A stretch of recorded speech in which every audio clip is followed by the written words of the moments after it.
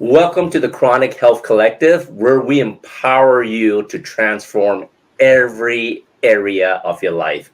We gathered the best coaches and experts in the world to bring you weekly insights that will elevate your physical, your mental, and your spiritual well-being. Whether you're looking to boost your energy, heal relationships, or live a more productive, balanced life, we're here to guide you every step of the way. My name is Andy, and in this episode of Chronic Health Collective, we will be exploring reflections on recovery, healing the body, mind, and spirit after surgery with Dawn Omalza. Hi, Dawn. How are you? Hi, everyone. So great to be back. So, Dawn is a holistic health coach and founder of New Dawn Holistic Health, specializing in guiding individuals through their healing journeys after a serious diagnosis or surgery. With a 20-year background in human resources, Dawn brings a unique perspective to her coaching, combining her personal experience of overcoming health challenges with her professional expertise in supporting people through life transitions. Her mission is to help clients heal physically, emotionally, and spiritually, empowering them to live with vitality and purpose. I'm so excited to hear what you're going to be sharing with us today, Dawn. Yeah, it's a very personal topic for me, and we're going to be doing some reflections on what it's like to recover after having a major surgery, and I'll also be giving some professional perspective as to how do we transition back to work, even though we know we're not ready. So a lot to share today.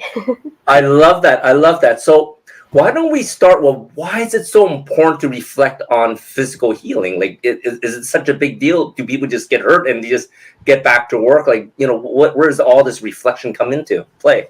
Yeah, I mean, even if it wasn't even a major surgery, we lack to give ourselves the self-care that we needed.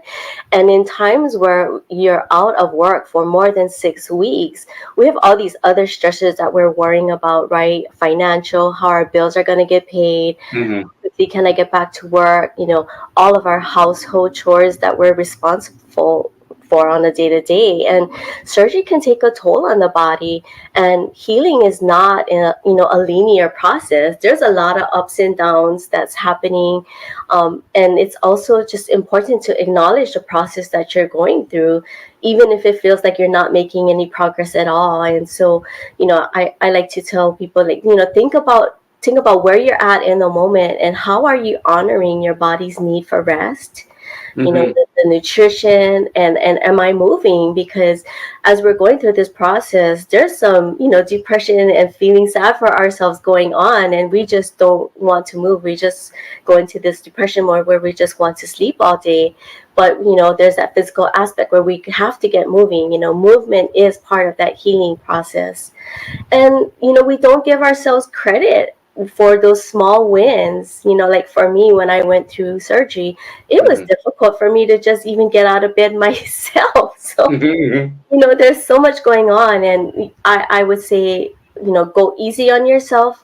Take your time and not compare your progression to what others' situation was like. And then accept and ask for help. A lot of times we won't ask for their help, and then when we do get help, we have to be very patient with our loved ones who wants to help us. They have empathy for us, and they'll say, yeah, I understand, but they really don't know what's going on in your head. So being patient and communicate very clearly and be specific on what your needs are during that time, and give them clear instructions, and just reflect on those small steps moving forward. And, just ask yourself every day, what can I do today to take me one step further in my progress of healing? That is so true. You brought up so many points, because it's like, when you're in surgery, like you said, if it's going to be more than 6 weeks or even up to 6 weeks, there are a lot of things you start worrying about, things that's happening at home, the chores, like whatever you're responsible for, your work, because now you're most likely not getting paid during that time off, right? And I think a lot of people do, start spiraling out of control. And at least from my personal experience, from my family, you know, I'm sure a lot of people think, well, I can do this alone. I can do it alone. You know, I don't need anyone to help me. And what you said there is so important, that you don't have to do this all alone, and, you know, to accept some help, even though they may not quite understand where you are at this point in time. Mm-hmm. Right? Yes, absolutely. You know, but I'm going to say something that's a little contradictory to that too, right? Is Mm. that some of us may not have that support as Mm, well. that's And it's true. okay. It is okay, you know, because at the end of the day, it's the choices that you make for yourself that gets you to where you want to be, right? So that's one thing I just want to focus in on too, and really point that out, is that, Mhm. you know, we tend to expect everyone else to be on this journey with us, right? Like for me, I wanted to start Yep. eating healthy as soon as Mhm. I got out of the hospital, you know, but the rest of my family is still drinking soda, eating a lot of carbs and sugar, right? And I Right. would get upset, but I'm like, oh no, you know what? That's not their priority in life, and I cannot expect them to make these lifestyle changes that I want for myself. And we have to stand in our own power to make those daily decisions and do what is best for us. That is so true. Is like, even though they're supporting you, they may not know how to support you, right? Mm-hmm. So that is true. And when they're supporting you, oh, eat a little bit more. You know, like for us, you know, eat your rice. Rice makes you good, right? Or eat some Uh-huh. pasta, depending on what, you know, what your guilty pleasure is. They don't know that they're actually sabotaging your health as you're trying to recover back to live Mm-hmm. your lifestyle. Mm-hmm. Yeah. And you know, and that's the biggest challenge for me as a health coach, is helping people be able to make those decisions every day to say no. That's so Right? true. That's the biggest thing. And, you know, it's like, you know, people come and they ask for help and we give them the guidance. Hmm. But, you know, how do we give them that will to do the right things for themselves every single day? So that's the biggest challenge as us health coaches. You know, it's not a one size fits all, but that's the biggest thing. And I find that it's sort of like what you said, is like, you have to want to do the change yourself, because as health coaches, like you said, we can only guide them, right? We can't twist their arm to change a situation, because they probably got into that situation because of some decisions they made themselves, right? So if they're not making the decisions now to actually making change, taking in your guidance, it's, you know, things are still not going to change, right? Right. Yes, exactly. Yeah. So when it comes to, you know, recovery, how important do you think that mental and emotional resilience come into play? I think that's the biggest priority, to focus in on, you know, what's going on in your mind and your Mhm. emotions. And again, we're so just focused on trying to get better so we can get back to our normal lives and go back to work, that we completely neglect what we're feeling and we suppress all of that, not knowing that by suppressing those emotions, we're continually to feed the disease in our bodies. You know, it's so counterproductive. And so we have to honor that. And, you know, for myself with the surgery, it wasn't just about getting through the process, but it was, what's going to happen after that. You know, am I going to get diagnosed with cancer? You know, Mhm. is there going to be some maintenance medication that I have to take? So all of those things come into play. Woo, get emotional. I always do that. Sorry. Anyway, but yeah, No. yeah, but you know, but it's important to take that emotions, feel it. And like Hmm. for me, I binge watched and read everything that I could about my situation. But I didn't have any doubt in my mind that I was gonna overcome this. You Hmm. know, I think for me, my anxiety experience was more of, you know, I don't want to do this again. But when we focus on that too, right, what we don't want, we end up getting, right? So it's just, Yes. it's a vicious circle. It's a vicious circle. But one strategy that I did do every appointment that I went to, or every time I had to go to do a lab test, is I just took whatever paper, even if it was a receipt, in my bag, and I would write as my future self, and I would say, "Thank you for not showing up any more scans." Sorry, sorry, I'm getting That's busy so much. amazing. Yeah, but to be able to do that because you want to not live in the moment, but live in the future of how you want the results to turn out. Oh my God. I promise, Annie, I'm not going to cry every podcast. No, it's so important. It's like, that's where, like, we're talking about the mental and emotional resilience. And I think it's so touching for me to see you relive these moments, right? And for you to make a decision for your future self that I am going to get better, right? And it's funny, you mentioned something about, a lot of people focus on the things they don't want, but in your mind, if that's what you're focusing, the mind doesn't tell the differences. It's like the yes or no, right? They're just going to hear you don't want to be sick, and now you're going to be sick, right? You want to be focusing on getting better, on how your life's going to be after the recovery and stuff like that. So no, I think that is brilliant for you to write on things on, on how you're going to be in the future. It's like, how what other things can people do to stay in that positive mindset during recoveries? It's really educating yourself on what resources is out there, and even just from a financial perspective or healthcare, right?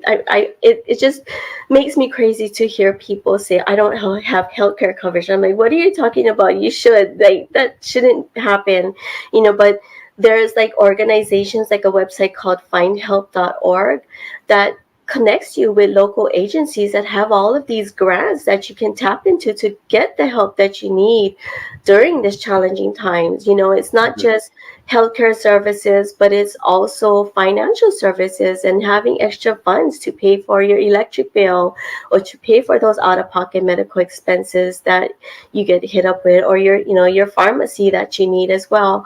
And I would also say really research what kind of healthcare that you have, because there's so much benefits to that offers holistic healing that folks don't know they can tap into. It may not be covered by your plan, but it offers a great deal of discounts, so really educate yourself. And I think we need more advocates like that to help people know what's out there in the community, so they're not worried about these day-to-day things. It's bad enough you're stressing over it when you're healthy.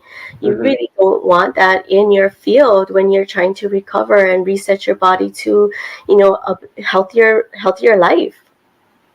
That is so true, because I think a lot of people, that's the thing they worry about most, is how they're going to be paying for all these services that got them into surgery. And some of the things you told me about, I wasn't even aware of that. I honestly believe everyone should have some type of medical insurance for these type of emergencies, right? Regardless what it is. But like, I don't think a lot of people don't think the way like that. Oh, I never get sick, or this will never happen. But when it does happen, you don't want that to bankrupt you, or more importantly, your family, right? Yeah, it impacts everyone. It's not just happening to you, it impacts the whole family. Exactly. So we're going to be taking a short break, and then once we come back, we're going to dive back in to learn a little bit more about your journey. Yeah. All right. Thank you. All right. Strap in, folks. We're about to take a joyride through the fountain of youth. It's Annie Nam from Chronically Healthy Life. Ever wonder why some folks seem to age like fine wine, while others are more like a moldy cheese that's been forgotten in the back of the fridge? It's like they got the energy of a Duracell bunny on Red Bull, while the rest of us are running on fumes. Now, you might think hitting the gym and munching on kale is the ticket to eternal youth, but sometimes it feels more like we're just speeding up the aging process. Picture this: you're on the treadmill, feeling like $1,000,000, and suddenly you look down and realize your knees sound like a bag of popcorn in the microwave. Not exactly the sound of youth, am I right? But fear not, my friends, because here's the kicker. It's not just about the number of candles on your birthday cake. It's all about those sneaky little stem cells playing hide and seek inside your body. At the age of 20, you got more of these bad boys than you can shake a stick at. But fast forward a few decades, and they're scarce as a parking spot in downtown Manhattan. But guess what? We got a secret weapon up our sleeves. Phototherapy patch technology without drugs.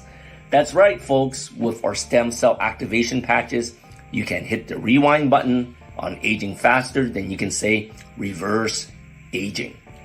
So if you're ready to reclaim your youth, look younger, feel stronger, and heal faster than a superhero with a side of espresso, then it's time to hop on board the rejuvenation train. Get your stem cell activation patches now at lifewave.com/chronically healthy life. And let's make aging look like yesterday's news. It's not anti-aging, it's reverse aging, baby. Welcome back to the Chronic Health Collective. We've been talking about the importance of reflection when recovering after surgery and how important that your emotions and mental resilience come into play after recovery.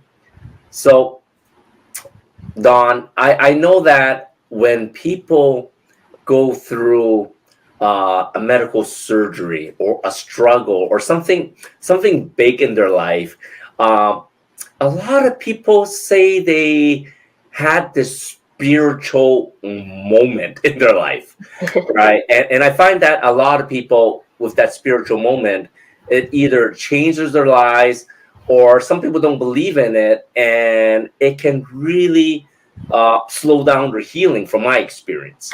So how do you find that, spiritual alignment comes into play, and how does that help with recovery after a surgery or a major, surgical procedure?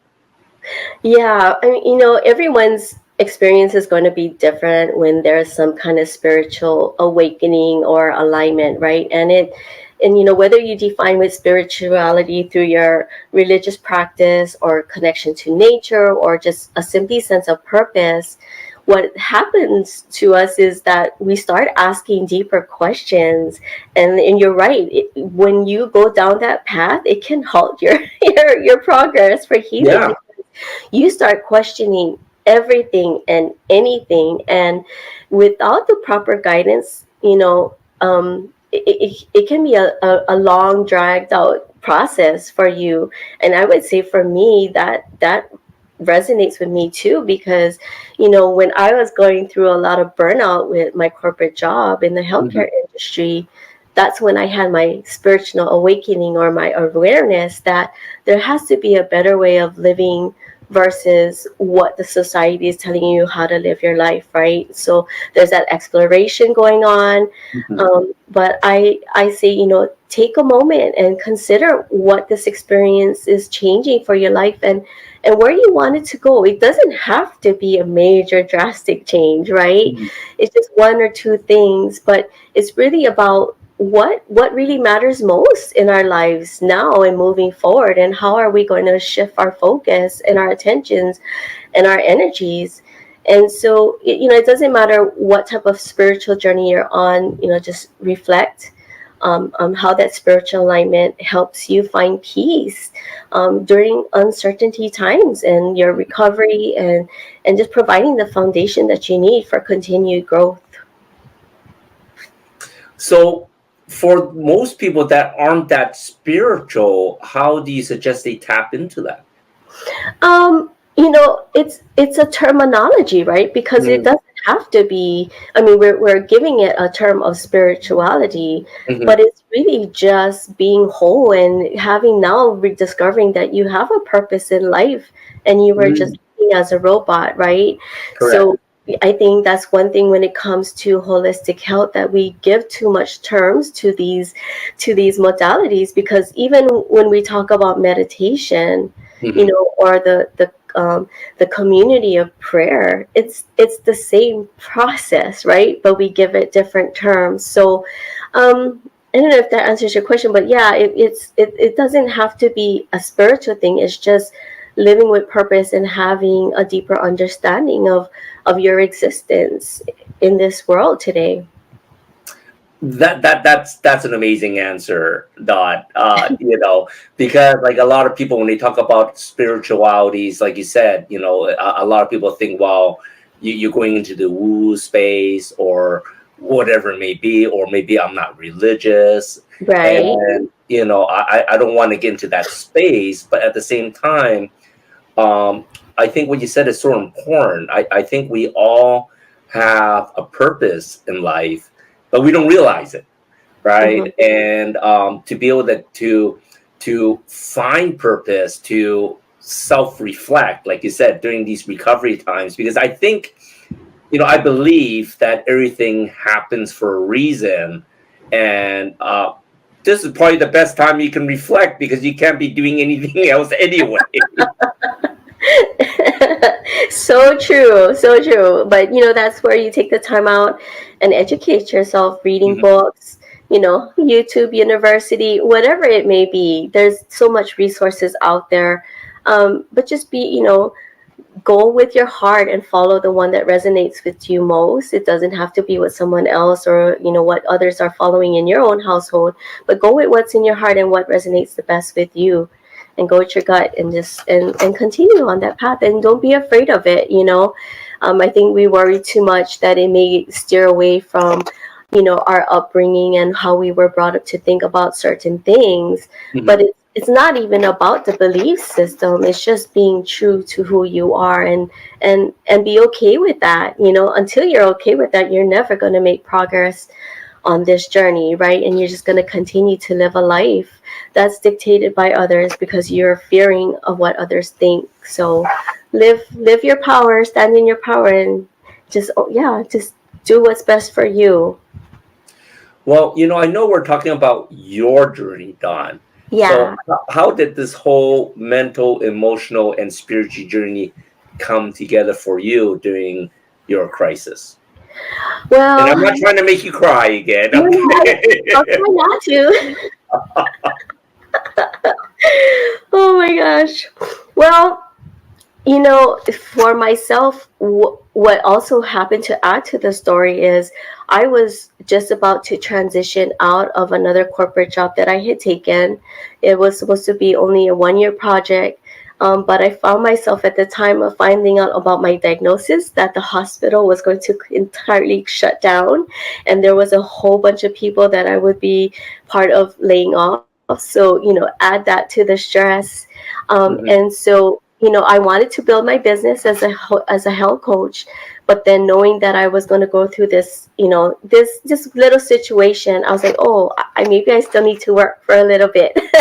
Mhm, mhm, mhm. So I was looking for another job, and I did. And so as I had finished my 6-week recovery as the doctor had dictated, I knew physically and mentally I was not ready to go back to work. But I tried. I Mhm. went for 3 days, and I just said no. I don't care what anyone says. I'm not going to put myself through this. I know no one would understand. There's that financial responsibility, but I am not ready to sit here 8 hours a day in a job I really don't like, and let alone, constantly trying to take breaks because I need to take a nap because I'm still recovering. Mhm, mhm. So it was a big decision for me, and it was scary because I felt so bad for the people who believed in me, that gave me the job, but I knew I had to do what was right for myself. And so I guess, can we talk about how it was, like, I guess, what people can do as they progress going back to work? Shall we go Yeah, into? I was just about to ask you that. Like, what did you do to transition back to work? Because it sounds Yeah, like there was a lot of things going on, of and course. a lot of things you probably didn't even think about. Right. And so the one thing that most employees fail to do is they just send their doctor note to the human resources or whoever's doing their leave administration, and then they just show up back to work. The manager doesn't even know that they're coming back. And so my advice to you folks is, actually, if you can, set up an appointment with your supervisor 1 week prior to coming back and let them know really what's going on, because a lot of times your doctors will not extend you and allow you to stay out, and you still need that time, right? But Mhm. have that honest conversation with your supervisor to say, you know what, even if I have the doctor note, I'm still dealing with these physical ailments. And, it would be really helpful if it's okay for me to, just go to my car and lay down for 15 minutes throughout the day. Or, can I even just work out a flexible schedule, right? So those are those things that you can have a conversation with your supervisor, and most of them are open to it. They'd rather have you come back and know what the plan is going to be and know what they're dealing with than just being, sidelined, and I'm like, oh, you're back, like, okay, and then they just dump everything on you, right? Correct. And then there's the perspective of coordinating a meeting with the person who was covering for you while you were on leave. Let them know, hey, I'm coming back, but I am still recovering. I may have some limitations. Can we get together first thing in the morning when I come back, and let's work out some transition so that they don't do that, right? Just dump everything on you. And I'm sure they're very much willing to. And it would be good to know who's been helping you out so you can personally thank them for helping you out during that time, right? And supervisors, they're not well equipped to deal with these situations. They're dealing with the day-to-day operations, they're dealing with scheduling, they're dealing with not having enough time to even do their own tasks. So there's just all kinds of stuff going on with managing everyone's expectations and managing themselves. So open communication and being transparent is the biggest key to that. And, I ask employers, be flexible. Correct. Please be flexible. I mean, we're talking 2 more weeks of not having them around or offering them a flex schedule can go a long way. I mean, it's better than the employee deciding to quit. And then now you're having to spend a whole lot of money to replace that position. So that's my professional take on all of that. It's funny because I can totally tell that you're in the HR field for a long time. But the interesting thing is you've been able to marry the HR field with what you learned in health coaching. And it gives you a very different perspective, because I bet you, like you said, back in the day, if you're saying you're going back to work, you're expecting back to work, they're going to expecting you to be back at 100%. Right. Absolutely. And then we forget that from our HR compliance, we should be asking, is there any reasonable accommodation that you need? There's ADA that we completely forget to talk about because our leave of absence process is so just a mess. It really, really is a terrible process. Correct. So do you find that it sounds like it's a good idea to slowly transitioning back after recovery rather than taking some time off and going all in then? Yeah, and it's not just the physical aspect of it, right? It's like, even for myself, as I was driving to work that first day back, I was so emotional. Like, I couldn't believe what I had just been through. And that took a toll. You don't realize, like, you suppress all of that and it just creeps up on you when you least expect it, So there's still a lot of healing going on, emotionally and mentally. And we need the support. So, tap into the resources that your employer offers you too. A lot of employees still not utilizing the EAP process, because they're afraid of confidentiality. And a lot of stuff, and it's just really sad. But again, we have to ask and accept the help that's out there, and it's okay, it's totally okay. And for those that don't, that aren't familiar, is like, I've been working for myself for a longest time, so I'm not even aware that this is actually available in the corporate world, because most people, like you said, are probably concerned about trying to get back to work since they've been off work for so long and not getting paid. Because, like you said in the beginning, a lot of them might be worried about getting bills paid for, taking care of the family, right? Right. So it's all right to ask for support and to at least set expectations to see if you can actually come back 100%, or you might have to transition in and let them know, and that's usually all right then. Right. And one thing most people don't even do is, like, for me, I was dealing with a specialist, right? The general surgeon. but I still have my PCP. Go to your PCP and tell them what's going on, and maybe they can help extend that leave for you as well. Mhm. People don't do that. They forget about their regular PCP.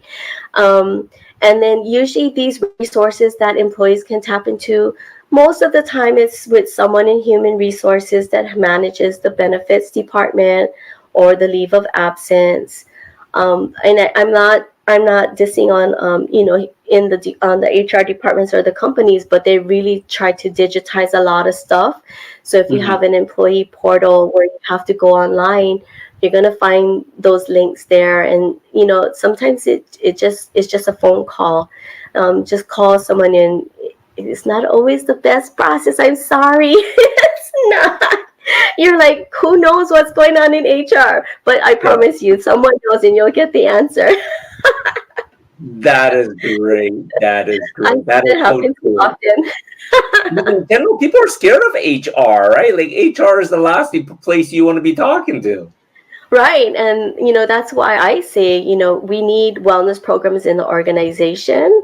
It can't be with HR. We need a separate department. They can support it, but we need someone that's outside of that, that stigma, because they have that perception of what HR is, and it's not. There really are the resources, but we've just received a really bad rep along the way, and it's just because people don't understand it. And the dynamics of the whole business is changing, so I'm really interested to see how that's gonna pan out. Great. All right, we'll be right back after a short break, and I'm gonna pick your brain a little bit about the wellness services that are required in the corporate field. Okay, perfect. Are you ready to finally unlock your biggest dreams and live the life you've always wanted? I'm Candice McKim, and I invite you to join me in the manifestation magic process. Whether you're dreaming of that perfect business, financial freedom, or more joy in your life, it's all possible. With manifestation magic, you'll shatter common misconceptions that keep holding you back, learn the secrets of attracting your deepest desires, and activate the magic of sacred synchronicity. Head to CandiceMcKim.com and start creating the life of your dreams today.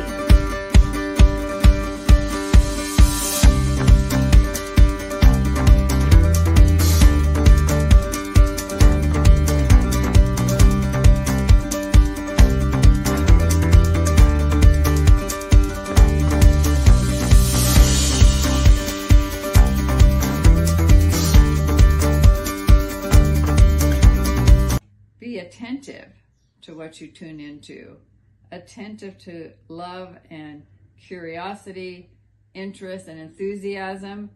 Passion is love.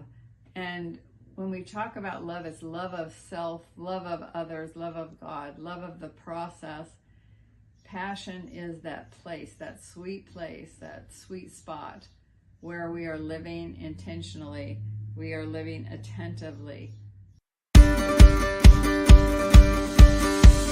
Welcome back to the Chronic Health Collective. We've been talking with Dawn about recovering from surgery, the reflections of that, and how your mental, emotional space is important for your recovery, and even how to get back into the workspace. And we ended the last segment talking about the importance of having almost like a wellness type of department to work hand in hand with the HR. Do you find that is something that corporations are slowly transitioning into, or they still don't really see the connection that is required for things like that? No, I think there's a lot more awareness from the corporations of having to incorporate wellness. But the biggest struggle is, there's programs out there, and it's pretty costly.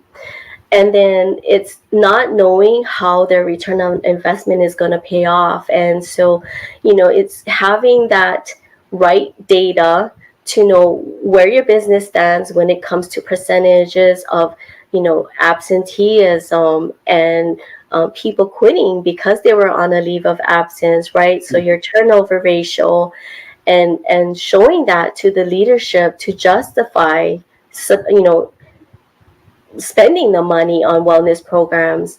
And the other challenge that they have is there's not enough wellness programs out there. A lot of them is just, and I don't mean to call it cookie cutter, but it's just already pre-made courses. It's Hmm. focused on wellness and nutrition, and they have all of that already available to them. But Correct. for it to be effective in the organization, it has to be a total culture shift. It has to be a part of, this is how we support our employees, Mhm. because we really do care about your well-being, and we understand that it's from a holistic standpoint, that it's not just about providing healthy snacks during lunch breaks, or providing you with a yoga class or meditation class. There's all kinds of stuff that helps you be holistically true to yourself, right? So again, even financial wellness is a big topic, and Yeah. how manage the money that they have, because a lot of times employees are like, well, I don't get paid enough. Okay, yeah, that's true, and the organization doesn't have that additional funds to give everyone a pay Mhm. increase, but we can give you the resource on how to manage and budget your finances better.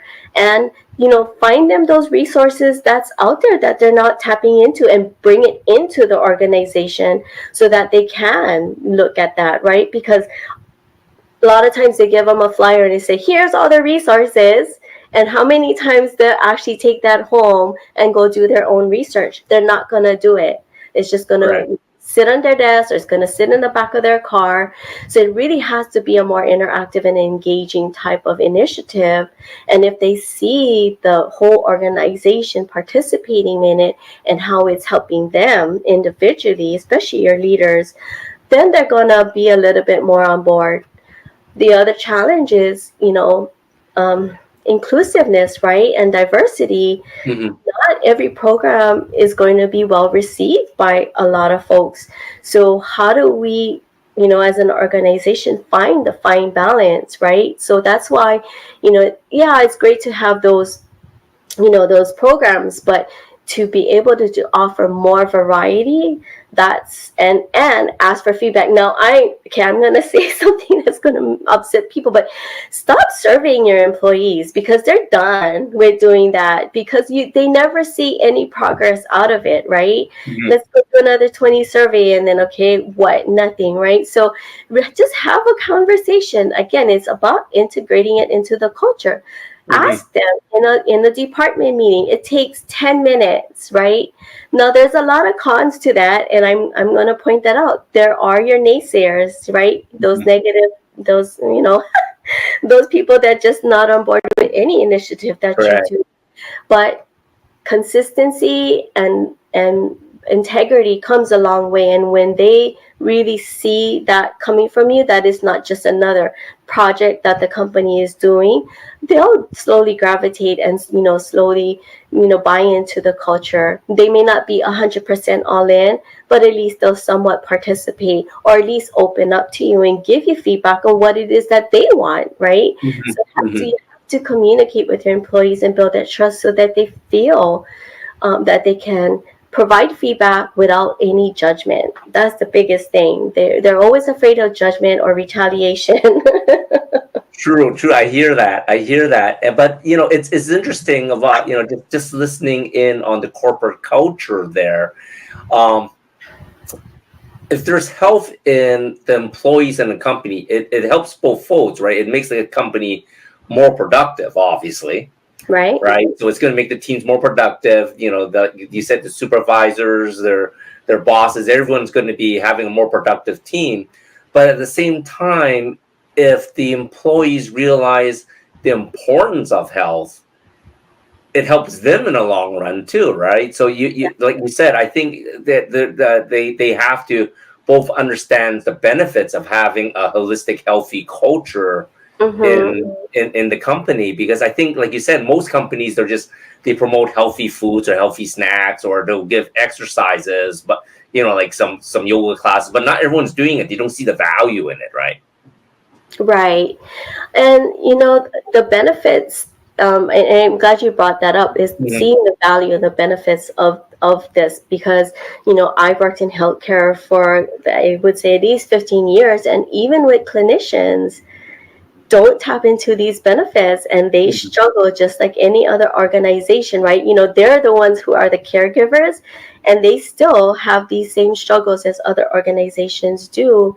But yeah, they have to see the value of the benefits. And I I had a thought and it went poof, out of my brain. Sure. Sorry. And Yeah, go ahead. no. You just made me lose my train of thought. But anyways, I was gonna say, when just linking it all back, because when it comes down to time off due to a medical emergency and stuff like that, it may be stemming from not taking care of your health, right? It may stem from not knowing what's going to be available for support when you need to take that time off. So how do you think everything should be linked together for like a corporate mindset when, to support people when stuff happens? Yeah, I've been doing a lot of research on that as well, because I think corporations are becoming more creative when it comes to time off. You have your typical sick leave and your vacation, and now they've, bundled things into what they call paid time off, and it could be for this, but there's so many different rules. But creativity and getting outside of the box and thinking about different ways to approach it. I think it was Canada that just passed a bill regarding not contacting your employees about work during their vacation time, because it happens so often, right? So they actually have a law like, hey, employees, if you get caught doing this, you're actually going to get into trouble. So stop doing it. And that's great, right? It's from a societal shift. And I've also seen employers actually have days off for it was just for doctor's appointments, right? It was just, or I have to go to town to pay my bill, right? So it's like no questions asked, but I have this extra time to, and it's not a whole day, it's just like a couple hours, and just allowing them to flex their time and utilizing that. But I also do think that we need to rethink the 2-week vacation, and accumulating 3 hours of sick leave every month. That is not enough. And also getting creative in how we do our schedules and our day-to-day operations. Does it have to be 8 to 5? Can we flex it to something different? And do we need everyone on site at the same time? So all of those things can happen, but it requires leadership skill sets and development. They've never been able to think this way. There's a lot of digital automation that they can use, but again, unfortunately, they haven't been supported to know how to use all of those resources, and also just feeling like they have the freedom to make those recommendations, right? So there's so much, Andy. I can go on, and I'm probably going to upset a lot of HR folks, but hey, it is what it is, and it's time to change. Well, I think it's important because it's time for that paradigm shift for HR, because it's going to make their lives easier in the long run too, right? Because I think they're having all these problems with the people complaining, they're having problems coming back to work, or the expectations, and maybe you came back too early and you weren't quite ready. And it's funny because you talked about that the new ruling from Canada about that you're not allowed, you shouldn't be checking in on them when they're on vacation. But it's funny, I know so many friends that's checking their emails even when they are on vacation. They don't know how to turn it off themselves. Yes. Right. So I think it's sort of important for your mental health. If you're taking paid time off, sick leave, whatever, you really need to take that time off, right? You have to detach from work. Like how important do you think that is, or do you think it's important that they stay connected so they know what's going on? No, it's so important to know how to detach, but it's about training, right? It's like, why do they feel that they're so important that they cannot not check their like, what's going to happen if you don't check your email for that day? Like, really, what is the consequence? And we have to address that. Why is it that they have that fear? It's Mhm. just mind-boggling, because that's what it is, and like, so what if your supervisor go, hey, I emailed you. I'm like, yeah, I was on vacation, and we had this planning conversation that you would be handling all of this stuff while I was gone, right? They don't do that. They don't have those planning sessions to make sure that they're not bothered. So Mhm. I mean, it's just crazy, the fear that we have of not wanting to get into trouble at work. It's like, what's the worst gonna happen? You get released from a job that you could find something better. It's like, Mhm. there's a lot of jobs out there. It Mhm. is political, the hiring process is, Right. but there is something else better out there for you that's more in alignment with what you're at. Now, it's never going to always be 100% easy, but you have to feel good. And if you fear every decision or everything that comes out of your mouth, you're not operating, as your authentic self. That's going to eat up at you. And, it's those people who find out after they've been totally burnt out and stressed, that's when Mhm. they have that epiphany to finally make the shift. But we need to get people before that even happens, right? So Right. that's where I think what we do is important, because we want to catch them before they get to that point of no return. Mhm. So yeah, digital detox, guys. It's okay to not check your Facebook today. I love what you said there. It's like for our higher purpose. It still all links back to body, mind, and spirit, because we're all here for a purpose. And if you cannot break free when you're taking time off to rest from surgery, for sick leave, or maybe even like you said for vacation, Hmm. maybe that place isn't your higher purpose, right? I Hmm. think that is very relevant in today's lives. A lot of people don't think that way, right? Yeah, and like you said, right, everything happens for a reason. So, we're not given challenges that we are not able to handle. We can handle it. It's just, whether or not we're willing to make that choice and go for it, right? But it's just going to keep resurfacing over and over again, those challenges, until you take that step of where you need to be. Took me That 10 years. That is great advice. That is great advice.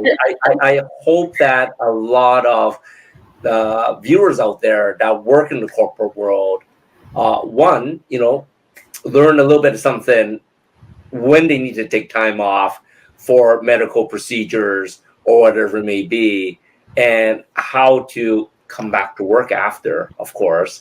And of course, dive into your purpose, dive into your spirit of what you're doing here for, right? I think that's very important. Thank you so much for this episode, Don. Thank you, Andy. It's been my pleasure, and I just look forward to keep sharing with the community about this and how they can, you know, best prepare themselves in the organizations when they go to work. And yes, much blessings to everyone.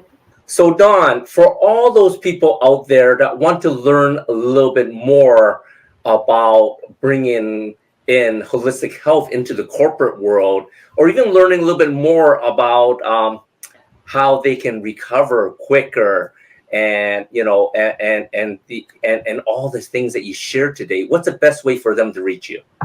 Yes, the best way is to connect with me on my website, newdawnholistichealth.com, Mhm. or through my Facebook page, one Dawn Omalza, or you can email me at info@New Dawn Holistic Health. And to the end of the month, I am offering free energetic voice analysis. So go ahead and sign up and get that free service for you. That is awesome. And that QR link we have there for Dawn is straight to her county link. So you can book a call with her directly through that QR code. Perfect. Thank you. Yeah. Looking forward to connecting with everyone. Thanks, Don.